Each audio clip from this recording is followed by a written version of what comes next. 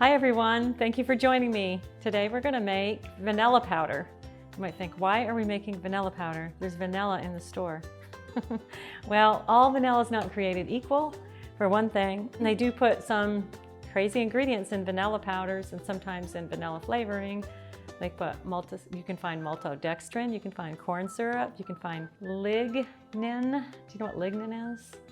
It's made from leftover sawdust in paper mills. Isn't that nasty? Anyway, I talk about it a lot in a blog post that I wrote, so you can learn more about it there. I won't get into all that, but to make your own, it's real simple. You buy some vanilla beans. And vanilla beans are actually a lot less expensive than buying pure vanilla because you can make 2 cups of this with about 6 vanilla beans and a little bit of buckwheat groats, which are really inexpensive. And I ended up checking out how much it would cost per teaspoon. It's about 10 cents per teaspoon to make it this way, and it costs about 80 to 90 cents a teaspoon if you buy a really good quality vanilla extract. So you're saving money, and it only takes a minute to do this. So you put the buckwheat groats that you've soaked, sprouted, and dehydrated.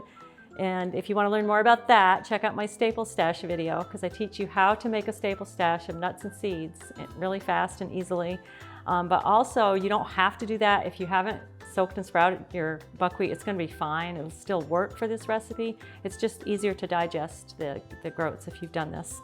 So you put that in your Vitamix. That's 2 cups. And then you put your vanilla beans in there.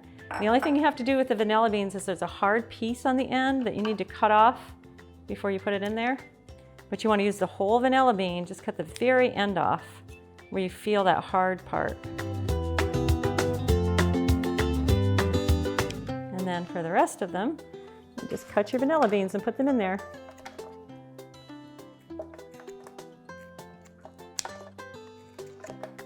And turn your Vitamix on high for just a little while. This doesn't take long.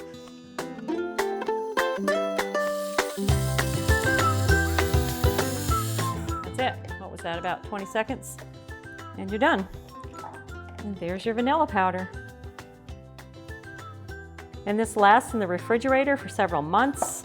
You can put this in your freezer. You just use a teaspoon of vanilla powder, same equivalent to vanilla extract. For more videos like this one, check out our website and our social media channels, and be sure to subscribe to our YouTube channel.